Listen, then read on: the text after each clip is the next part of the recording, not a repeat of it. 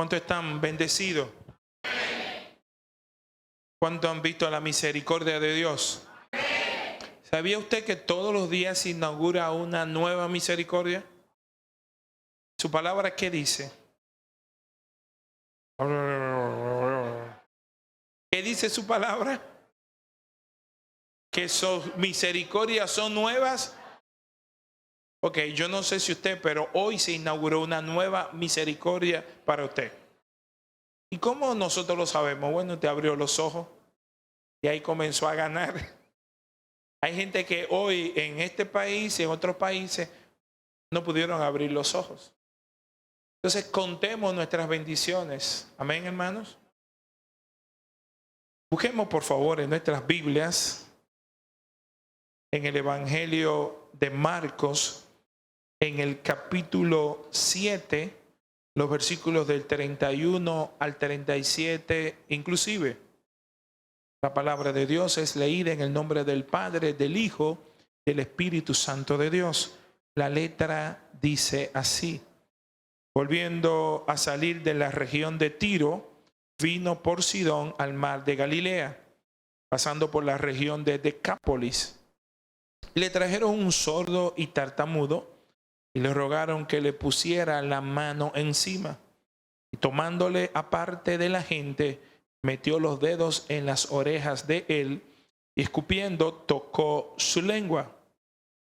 Y levantando los ojos al cielo, gimió y le dijo: Efrata, es decir, se ha abierto.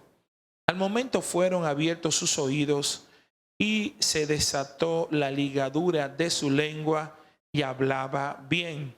Le mandó que no lo dijesen a nadie, pero cuanto más le mandaba, tanto más y más lo divulgaban.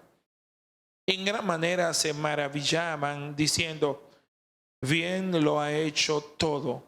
Hace a los sordos oír y a los mudos hablar. Inclinemos nuestros rostros, cerremos nuestros ojos para orar. Dios del cielo, nos presentamos delante de ti, reconociendo nuestra incapacidad de hablar tu palabra, de transmitir tu mensaje, si tú no estás con nosotros. Te pedimos la asistencia especial de tu Espíritu Santo en este lugar, Padre, en que tú vas a hablar a tu iglesia y vas a hablar a los amigos. Mira, Dios del cielo, cada amiga, cada amigo que esté acá, que todavía no ha dado el paso de fe, Señor, que al escuchar tu palabra, sus oídos se han abierto y las ligaduras de su lengua sean desatadas para confesarte a ti, oh Cristo, como su Señor y suficiente Salvador personal. Padre, te lo pedimos en el nombre de Jesús. Amén y amén. Hoy continuaremos con la serie de mensajes en el Evangelio de Marcos. Desde la entrega anterior sabemos que Jesús está en territorio gentil, es decir, en territorio no judío. Se había ido a las ciudades del norte de Galilea, se había ido específicamente a Tiro y a Sidón. Y es un viaje bien largo, un viaje con sus discípulos. Él decide irse a sola con sus discípulos, a estar aparte de su lugar natural ministerial, que es la región de Galilea. Y según muchos eruditos, este viaje, este periplo por diferentes ciudades le llevó varios meses. Tiro estaba como a 65 kilómetros de Capernaum, Sidón más lejos, como a 100 kilómetros. Y pensemos por un momento todo este trayecto a pie, territorio rocoso, accidentado, planicie, pero montañas también. Entonces no era fácil el tránsito como al día de hoy en un grupo de más de 12 personas. Tanto Tiro como Sidón tenían sus propios reyes, sus propios territorios y también su propia moneda. Ambas ciudades hacia el exterior eran circundadas por el mar y hacia el lado interno la ciudad más importante era la ciudad de Damasco, que pertenecía a Siria y sigue perteneciendo. Todo lo que es la región de Tiro y Sidón si vamos al mapa actual, está en lo que se conoce como el Estado o la República del Líbano. Entre su ministerio en Galilea y su partida a Judea hay un interregno. Él va tiempo después a bajar al sur a la zona de Judea. En muchas de sus Biblias, o por no decir todas, aparecen una serie de mapas. Estos mapas están ahí para usted poder ubicar las regiones de la cual nosotros estaremos hablando y se habla en los evangelios, para que usted pueda ubicar la región de Decápolis, la región de Galilea, la región de Samaria y la región de Judea. Allá en Judea, donde estaba Belén, Jerusalén, la capital espiritual de la nación, allá él ha de ir para morir, pero todavía no es su tiempo. Y durante un tiempo él va a estar a solas con sus discípulos. Vemos en este contexto que se encuentra allí, y vimos en la entrega anterior que estando en esta ciudad gentil, hay una mujer sirofenicia, vimos semanas atrás, que se le acercó.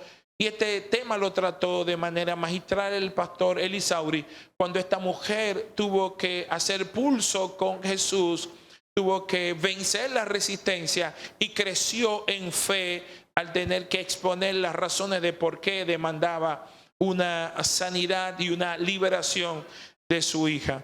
El primer tramo vemos cómo Jesús está a sola con sus discípulos. El versículo 7:31 dice: volviendo a salir de la región de Tiro, vino por Sidón al mar de Galilea, pasando por la región de Decápolis. Si vamos, como dijimos, a los mapas, veremos que Decápolis es un grupo de ciudades. La palabra Decápolis viene de deca, dos palabras combinadas, deca que significa 10 y polis que significa ciudad o capital. Este grupo de ciudades estaban bien influenciadas por toda la cultura helénica o griega. No era muy poca la presencia judía, por lo cual estaba en un terreno en donde no era asediado por los judíos y estaba fuera de la influencia de las autoridades religiosas. Allí se toma un tiempo con sus discípulos y gira de todo donde le había ido a Sidón, se mueve a la región noroeste, en la parte de noreste, en la parte de Damasco, y bajando a todas estas ciudades de Decápolis, y hace un trayecto que, según los eruditos, él tiene que caminar unos 195 kilómetros para llegar allá. Para que ustedes puedan entender lo que es 195 kilómetros, como ir de aquí a más allá de Higüey, a Punta Cana.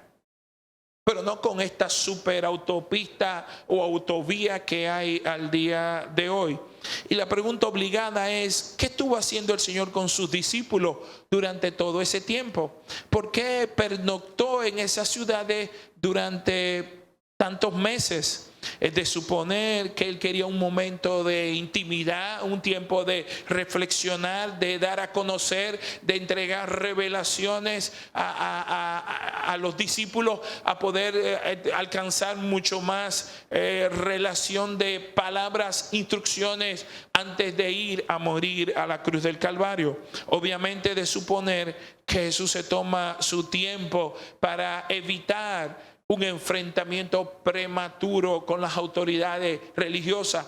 Él mismo dijo: mi tiempo no ha llegado. Él se está tomando su tiempo hasta que todo esté preparado, y parte de la preparación era trabajar el corazón.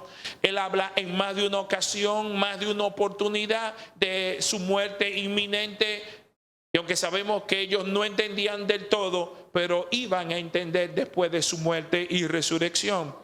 Es en Decápolis que ocurre el milagro que hoy vamos a estar trabajando. Es un milagro que se describe en los versículos del 32 al 35. Nos dice en esta parte, y vemos en este segundo tramo, un milagro de sanidad y de compasión de parte de Jesús, que le trajeron un sordo y tartamudo y le rogaron que le pusiera la mano encima. Parecería que es algo simple lo que está pasando. Sin embargo, este milagro es solo relatado por Marcos. Y es interesante, sabemos que Marcos, quien le dicta, quien le dirige a decir lo que él escribió, es el apóstol Pedro. En la mente de Pedro, este milagro producía algún tipo de conexión. Él no quiso dejar de lado podía dejar otro tipo de acciones, pero este milagro le tocó mucho. Y veremos por qué. Es en este milagro exclusivo del Evangelio de Marcos, cómo se habla del milagro de posiblemente un hombre joven que tenía una doble condición de discapacidad. Lo primero que nos dicen es que es sordo. No tiene la habilidad que tenemos los que estamos escuchando este mensaje de poder oír a otro y oírnos a nosotros mismos. Pero nos agrega que no era un sordo mudo, sino que era un sordo y tartamudo. De alguna manera él balbuceaba, decía una que otra palabra, lo que nos hace entender que este joven o este hombre joven perdió su capacidad auditiva de niño. Es decir, posiblemente él no nació siendo sordo del todo. Posiblemente él pudo hablar y luego por alguna enfermedad o algún impedimento ya no pudo escuchar más, porque nos dice que es sordo y tartamudo. Y aquí hay una lección para muchos de nosotros los creyentes. No hay nada más importante que traer a los necesitados a Cristo Jesús. Tú y yo conocemos a mucha gente con necesidad. Y no estoy hablando solo de necesidad física, de necesidad de un milagro. Estoy hablando de gente que están en su pecado. Gente que no son felices y nunca lo serán de por todo. Podrían tener ráfagas de felicidad, pero se sentirán incompletos. Se sentirán insatisfechos en un mundo demandante de más y más acciones de parte del hombre que quiere vivir conforme a los estándares del mundo. No importa el dinero que tenga, se sentirá vacío. No importa la fama, el reconocimiento, los títulos colgados en la pared, se sentirá vacío. El único que puede llenar el vacío de un hombre y de una mujer no es algo, es alguien. Y su nombre es Jesús, para el cual te pido un aplauso. Vemos que Jesús se acerca a todo aquel que escucha su mensaje. Si tú quieres que alguien sea impactado por Jesús, permite que se exponga a la predicación del Evangelio a través de su santa y bendita palabra. Cada vez que se expone esta palabra, Jesús habla al oído de cada pecador y cada pecadora que se expone a él. Este hombre es físicamente sordo y tartamudo. Muchos de nosotros tenemos la capacidad de oír, pero no valoramos esta capacidad como algo muy preciado. Jesús hace algo extraño. Nos dice el versículo 7:33 que tomándole aparte de la gente, metió los dedos en las orejas de él y escupiendo tocó su lengua. Nos dice que le llevó ¿quién? Posiblemente su padre, su progenitor, o quien le crió, o algún amigo o un vecino. Sabían que Jesús tenía el poder para sanar y lo llevan allá. Él no estaba enterado del todo de lo que estaba sucediendo. Le llevaron delante de alguien. No podían darle mucha explicación por cuanto no escuchaba, pero le llevaron allí con su necesidad. Y ahí estaba este discapacitado con su necesidad frente a Jesús. Jesús, a diferencia, y ahí viene una gran lección de muchas personas que al día de hoy hacen exhibición de su poder, los lleva aparte. No le interesa hacerlo en público, lo lleva aparte porque quiere tener un trato y además darle una lección a sus discípulos y darle una lección a nosotros. Lo trabaja aparte, lo lleva aparte y comienza a hacer algo con él.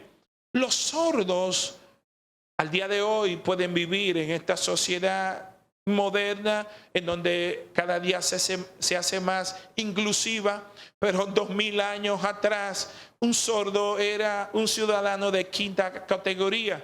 Para los judíos religiosos, un sordo era aquel que estaba bajo maldición de parte de Dios.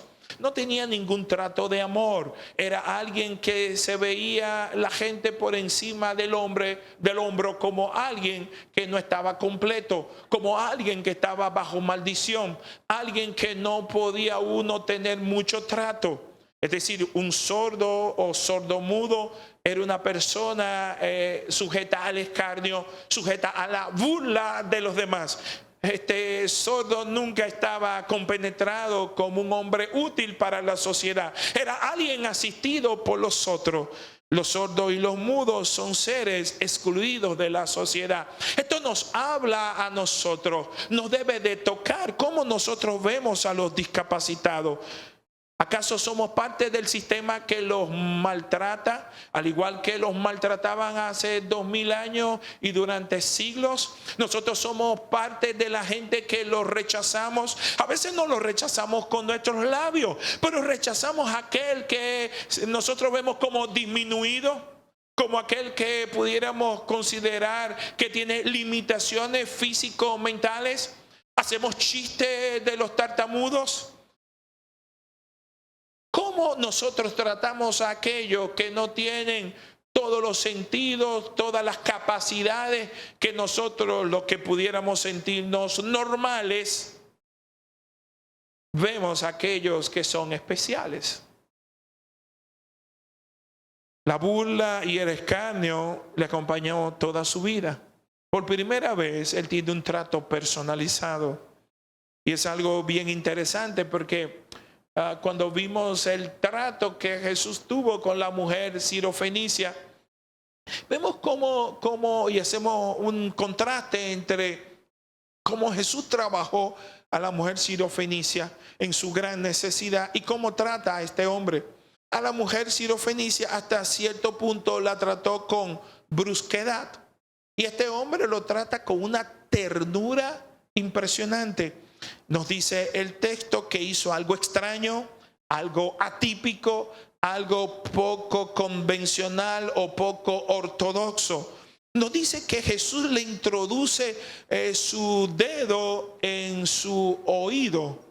Nos dice también que al colocarle en su oído, este hombre tiene el sentido del tacto. Este hombre podía sentir al dedo de Jesús penetrando en su canal auditivo.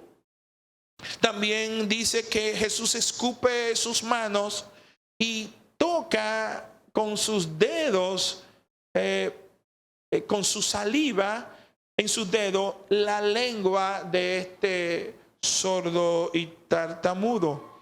Y uno se pregunta, ¿qué es lo que Jesús está haciendo? ¿Por qué actúa de esta manera? En el Evangelio de Marcos hemos visto a Jesús haciendo muchos milagros una y otra vez. Milagros extraordinarios sin muchos aspavientos. Vimos cómo calmó un viento, una gran tempestad. En medio de esta horrible tempestad, Jesús simplemente dice: calla, enmudece. ¿Y qué sucedió con la tempestad? Calmó. Sin embargo, pudo haber dicho al sordo y tartamudo: habla. ¿Por qué lo hace de esta manera? ¿Qué lección quiere decirte a ti y a mí? Jesús no necesita hacer un conjuro al estilo Harry Potter. Tampoco necesita una varita mágica. ¡Chuing! Tampoco es un chamán que debe estar... Nada de eso. Él no tiene que usar ese tipo de aspavientos para hacer milagros. Su palabra es poderoso. Tampoco tiene que vociferar como algunos predicadores hacemos al día de hoy. Señor, hazlo ahora. Y de lo único que le pasa a aquel que nosotros estamos orando es que sale con problemas auditivos. Me acuerdo una persona que estaba orando por liberación de un endemoniado. Y este hombre, al ver que no salía el demonio, lo tumba al suelo. ¡Pum! Luego le agarra y comienza a agarrarlo por aquí. Y casi lo está ahorcando. Y le dice: sal ahora. Saliste. y le dice a la persona endemoniada: yo no sé si salió o no, pero tú me estás ahorcando. O sea, no es con física, no es con brusquedad, no es con fuerza humana, es con el poder del Espíritu Santo de Dios. Y a su nombre. Jesús pudo haberle dicho: sé sano, y se hubiera acabado el azote, al igual que se le acabó el azote del endemoniado cuyo legión ocupaba su vida. Por una razón que no entendemos, con este hombre sordo, el modo de operar de Jesús es completamente diferente. Y la pregunta es: ¿por qué? ¿Por qué Jesús está tratando de comunicarse con él en tres pasos? Y lo hace en el único lenguaje, amados, tan tierno esto, porque lo hace en el único lenguaje que el tartamudo, el sordo, podía entender. ¿Cómo un sordo, mudo o sordo puede entender lo que tú le quieres decir? Con el lenguaje de señas. Jesús comienza a tratar de manera magistral para que este hombre pueda entender que lo que le va a pasar es un milagro a su vida y pueda crecer en fe. Y toca la lengua con su dedo para decirle que él también iba a recibir un desbloqueo que le impide hablar con claridad. Y lo tercero que hace Jesús es que mira al cielo para que este sordo y tartamudo pueda entender que del cielo viene el socorro para su vida y también para la tuya y también para la mía. Wow, estaba comunicando verdades poderosas. Jesús se comunica con él para que pueda entender que va a pasar algo, que debe de depositar toda su fe en lo que va a suceder de parte de Dios. Y es hermosa la ternura con que Jesús atiende a este hombre, en contraste a como lo hizo con la mujer del texto pasado, la sirofenicia. ¿Por qué el trato diferente? Porque una mujer necesitada, perturbada por la posesión demoníaca de su hija, totalmente obvio. Porque Jesús le pone hasta cierto punto ciertas trabas. ¿Por qué se lo hace difícil?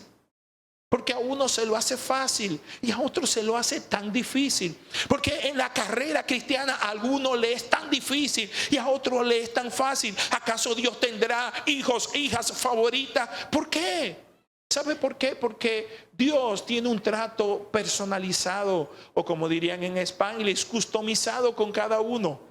¿Por qué? Porque tú eres un ser único. Tú no eres igual a nadie. Tú eres un ser individual y único. Dios te hizo único. Di conmigo: yo soy único.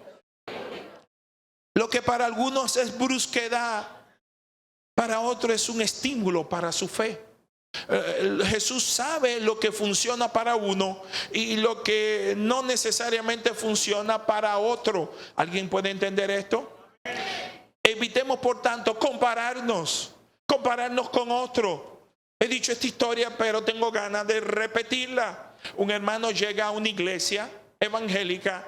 Él está viendo que durante semanas un hermano que siempre andaba pepillito, en lenguaje dominicano, pepillito es un hombre que andaba impecable, siempre lino, estaba allá donde el hermano que es diseñador acá, siempre se hacía su ropa, todo bien, y el tipo siempre iba a la iglesia así, todo almidonado, impecable. El hermano que estaba pasando una crujía, y una crujía es que estaba en una malaria, y una malaria que estaba muy mal. Lo mira y le hace una oración al Señor y dice: Señor, yo quiero estar como ese. Yo quiero verme como ese. Sí. A los pocos días a este hombre lo botan de su trabajo. No le dan liquidación. Su familia comienza a pasar trabajo, a pasar hambre, a pasar todo tipo de vicisitudes. Y el Señor, pero yo te pedí que me pusiera como fulano. Hasta que ve a fulano en el otro servicio. Le dice: ven acá, hazme el favor. Yo quiero que tú me expliques algo. Yo te veo así, siempre tan almidonadito. Dime, ¿cuál es tu secreto? ¿Cuál es el trato de Dios con tu vida? Y dice él, como bueno, Dios ha sido muy duro conmigo. Yo tengo 3 años que no tengo trabajo. Pero ¿y esa ropa? No, eso era mi anterior trabajo que todavía me queda en el closet. Y siempre me ha gustado estar limpiecito. 3 años sin trabajo. Pero le pedimos, ¿por qué? Porque cometemos el pecado de la comparación. No te compares con nadie. Dios sabe lo que tú necesitas. No te va a dar necesariamente lo que le pidas, pero siempre te va a responder dándote lo que tú necesitas. Dale un aplauso al que vive y reina. Hay una historia bíblica interesante que nos muestra cuán soberano es nuestro Dios en sus acciones. En Hechos capítulo 12 vemos dos personajes en la iglesia incipiente. Nos vemos primero a un hombre llamado Jacobo, apóstol, discípulo de Cristo. Vemos a otro llamado Pedro, igual apóstol y discípulo de Cristo. El Pedro que negó al Señor 3 veces, el Pedro impulsivo, el Pedro corta oreja, el hombre de armas a tomar.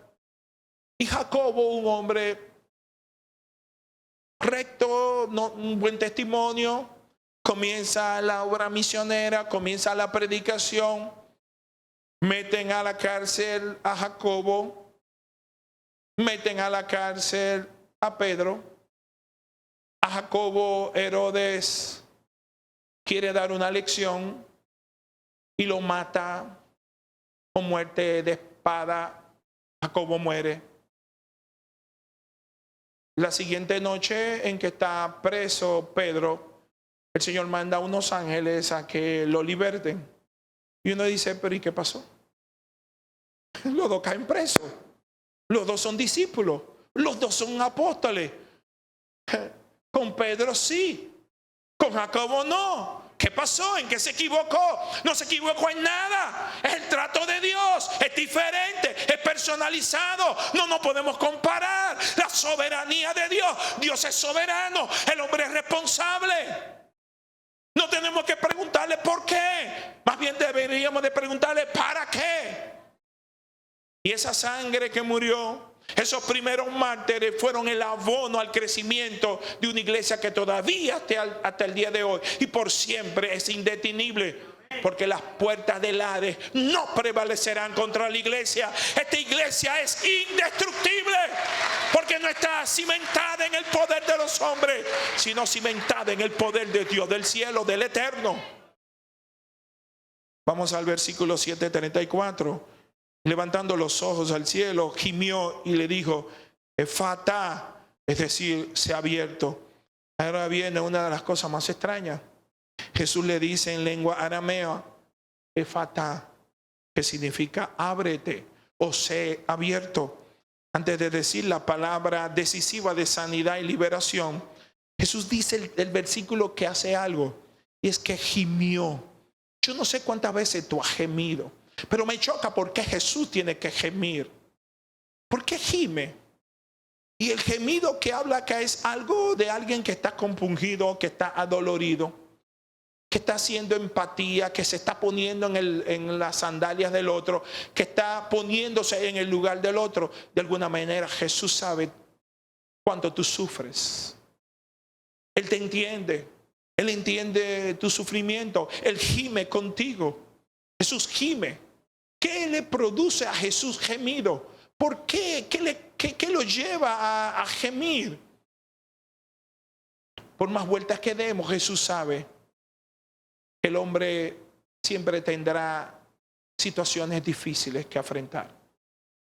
Él sabe las consecuencias del pecado sobre toda la humanidad. Él sabe cómo el pecado ha degradado y sigue degradando al hombre y a la mujer. Él sabe cómo las enfermedades y las discapacidades físicas, mentales, espirituales son producto del pecado. Y eso le causa dolor. Porque Él sabe que el plan original de Dios no era ese. Él todo lo hizo bueno, perfecto en el Edén. Él hizo un hombre y una mujer que no estaban diseñados para tener sufrimiento, para tener enfermedad. Sin embargo, por causa del pecado, Él tiene que enfrentarse siglos y siglos y siglos y siglos después. Escenas como esta, a un hombre impedido, a un hombre necesitado de un milagro, Jesús se pone en sus pies. Jesús siente su agonía. Jesús siente su dolor, su impedimento, su impotencia. Para muchos el no poder hablar ni el poder escuchar es peor que ser ciego. Porque ¿sabe lo que es tú no poder explicarle al otro cómo te sientes? ¿Cómo no poder comunicarte con la mamá que te dio a luz?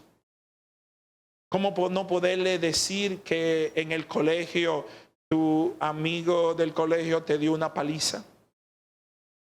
¿O cómo se comieron la merienda y ese día no pudiste merendar? ¿O cómo ese día te sientes mal, estás entristecido? ¿O cómo te sientes mal de alguna dolencia? El sordo y el mudo sufre mucho. Se siente totalmente impotente cuando quiere hablar. Cualquier persona con una discapacidad que veamos, pongámonos en sus pies, pongámonos en sus zapatos. Nosotros que tenemos los 5 sentidos, nosotros que disponemos de todo tipo de habilidades, ¿cómo nos relacionamos? Yo no sé a ti, pero a mí me pega mucho este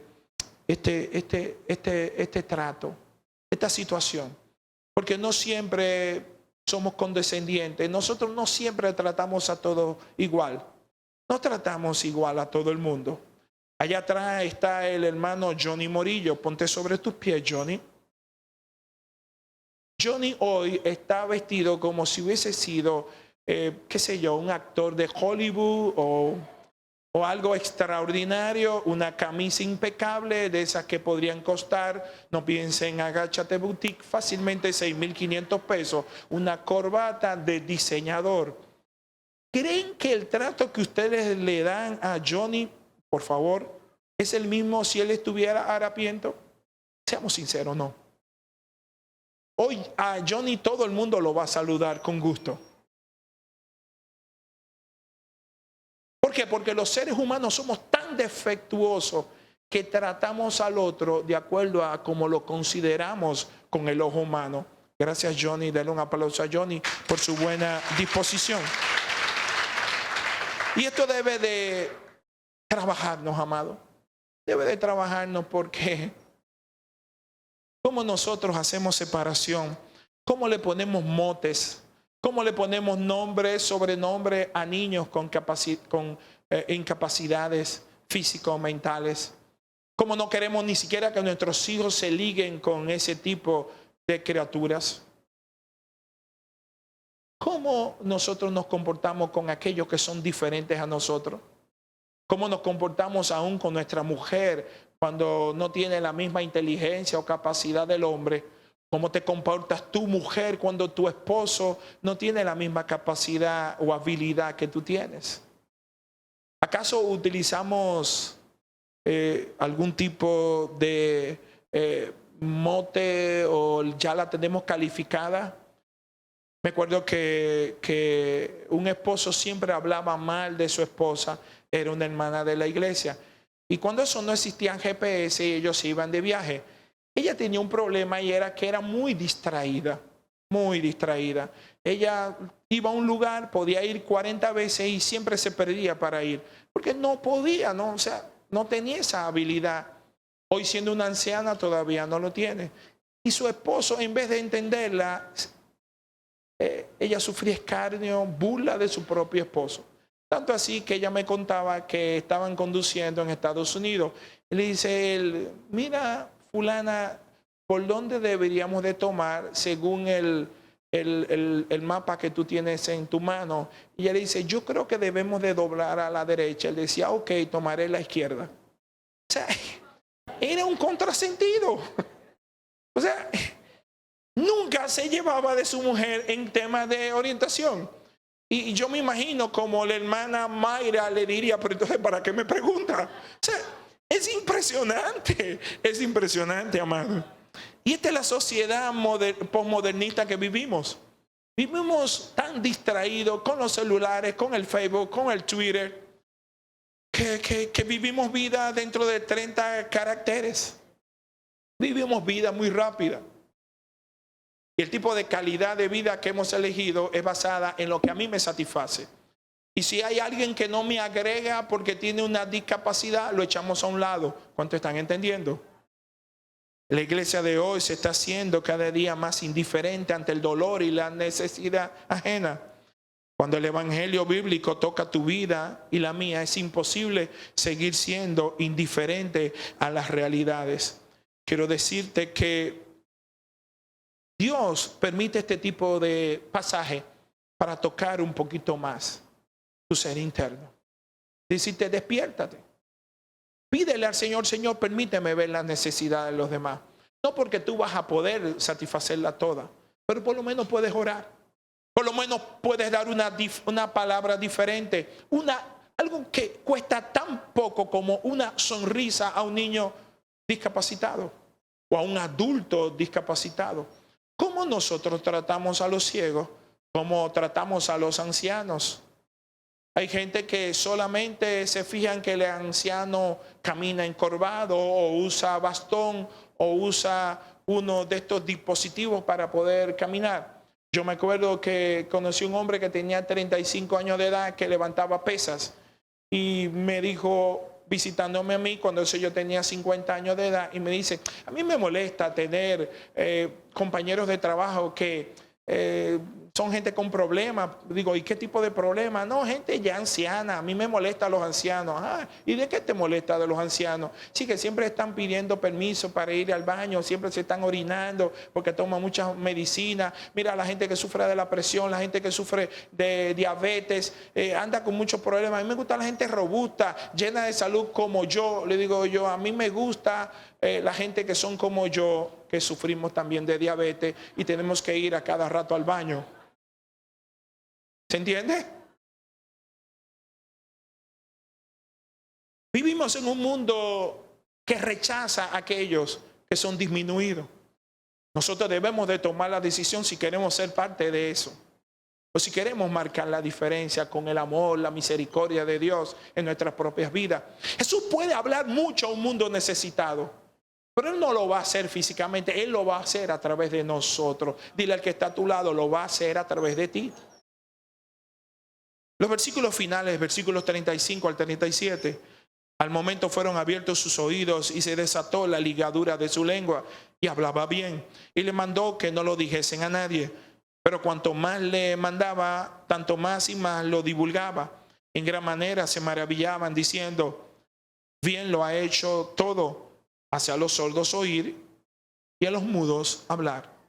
Los oídos fueron abiertos y la lengua fue desatada, destrabada de toda ligadura, de todo impedimento para fluir en el habla.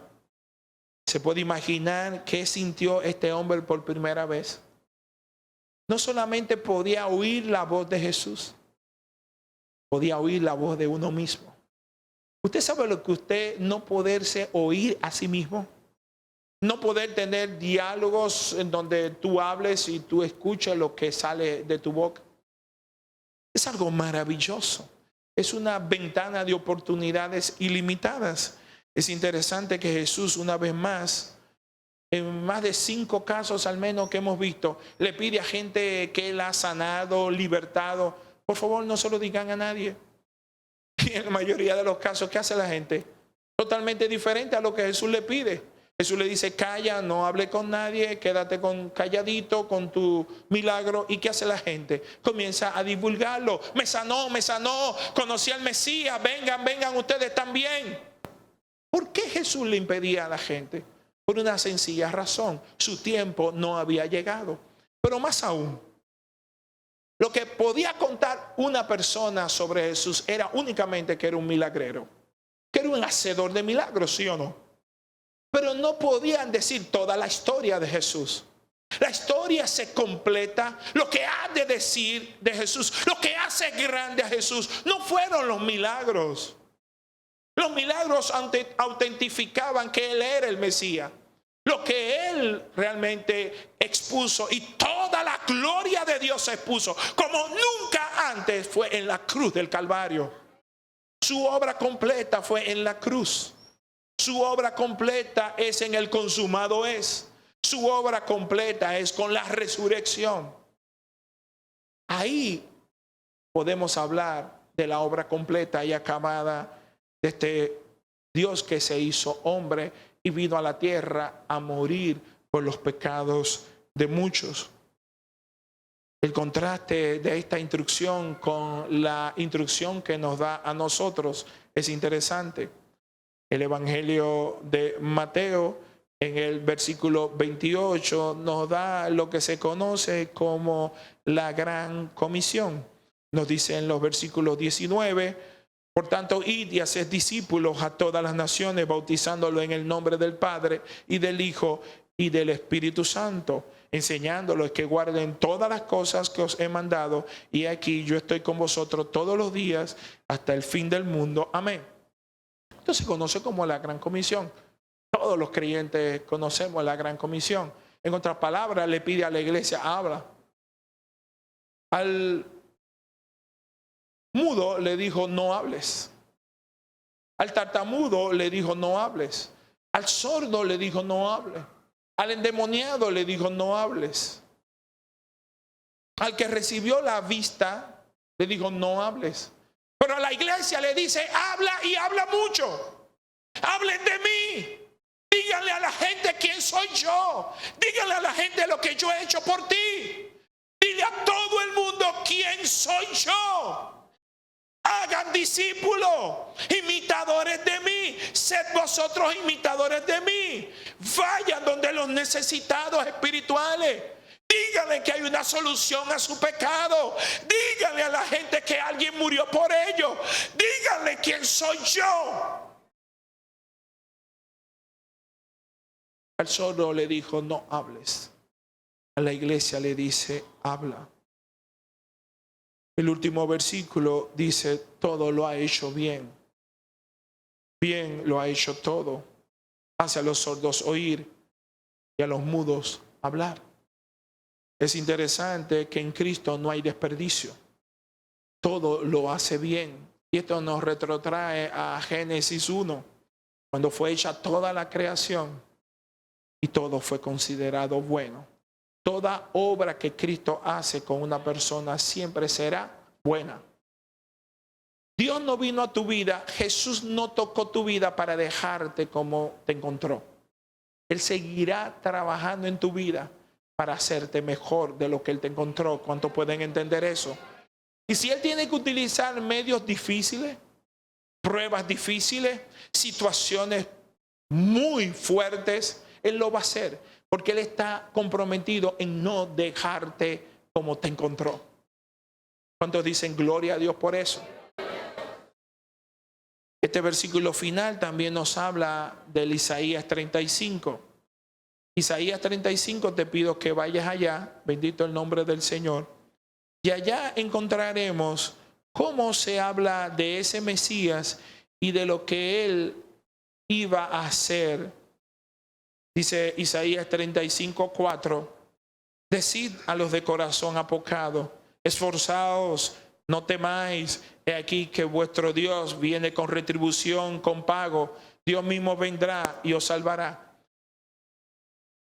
Nos dice en el versículo 5, entonces los ojos de los ciegos serán abiertos y los oídos de los sordos se abrirán. Entonces el cojo saltará como un ciervo y cantará la lengua del mudo. Porque aguas serán cavadas en el desierto y torrentes en la soledad. Nos habla que parte de las señales del Mesías era que los ciegos verán y los oídos de los sordos se abrirán. Ahí cuando mencionaron esta palabra, utilizaron la misma que Jesús también dijo, Efata. Pedro nunca pudo olvidar esa coincidencia o esa diosidencia. Es interesante que en Jesús se da una conjugación maravillosa. Nos dice el versículo 4 de Isaías 35, decid a los de corazón apocado, esforzaos, no temáis, he aquí que vuestro Dios viene con retribución. ¿Sabe? Y añade con pago. Y otras traducciones como Biblia de las Américas dice viene con retribución y con juicio. Como en un mismo versículo Dios dice que viene con retribución y viene con juicio. Esa combinación, ese contraste, esa contradicción. ¿Cómo va a ser que la obra de Dios pueda ser el dar retribución y a la vez pasar juicio? ¿Dónde ocurre esto? Ocurre en la cruz del Calvario. En la cruz del Calvario, Él viene con retribución, clavando a Cristo, haciendo que Cristo venga a la tierra y viva la vida perfecta que tú no puedes vivir. Clavando a Cristo en la cruz del Calvario, para que por la muerte del justo, muchos injustos puedan alcanzar la gloria. En la cruz, Él viene con retribución y con juicio. En la cruz está disponible la retribución que Dios da gratuitamente a todo aquel que cree en lo que Cristo hizo para beneficio del pecador y de la pecadora. Pero también todo el peso del juicio de Dios cayó sobre Cristo Jesús. Cristo Jesús se sintió más solo que nunca. Nunca había estado separado del Padre. En ese momento, Él grita en la cruz: Padre, ¿por qué me has desamparado? Sintió la soledad, todo el cielo negro, todo el cielo cerrado para Él. En ese momento estaba cargando el pecado de todos aquellos por los cuales Él estaba muriendo en la cruz del Calvario. Entre las señales que Él da cuando Cristo se hace presente es que Él hace que los sordos oigan y los mudos hablen. Y yo quiero hablarle a los amigos y amigas que están acá. Hoy tú has sido expuesta a la predicación de la palabra de Dios. Hoy Cristo ha hablado a tu vida. ¿Y de qué manera está tan cerca de ti cuando Él predica la palabra como estuvo tan cerca del sordo y tartamudo al cual Él se acercó? Hoy Cristo se acerca a tu vida, se acerca a menos de 1 metro de ti y te dice: yo estoy aquí para resolver tus problemas más urgentes. Yo estoy aquí para resolver tu problema más preciado, tu problema más gravoso, y es el pecado que te persigue, el pecado que eres residente, y quiero librarte de las consecuencias para la vida presente y para la vida eterna que tiene tu pecado. Amigo, amiga que estás acá, Dios quiere que vengas a Cristo en arrepentimiento y fe, reconociendo que por ti mismo no puedes, por más que te esfuerces en ser bueno, por más que te esfuerces, tú no puedes saciar las demandas de justicia de un Dios 3 veces santo. El único que puede salvarte es Cristo, a través de los beneficios que son imputados cuando los recibes a Él, los beneficios que Él alcanzó por ti y por mí en la cruz del Calvario. Amigo y amiga que estás acá, pídele que tus oídos sean abiertos frente a esta exposición del Evangelio. Amigo y amiga que estás acá, pídele que tu lengua pueda ser desatada y puedas confesar a Cristo como tu Señor y suficiente Salvador. Y tus oídos sean abiertos y tu lengua sea desatada. Yo te pido que vengas a Cristo hoy, entregues tu vida a Él, te entregues a Cristo y lo confieses como tu único Señor y suficiente Salvador personal, y serás salvo tú y tu casa. Pongámonos sobre nuestros pies.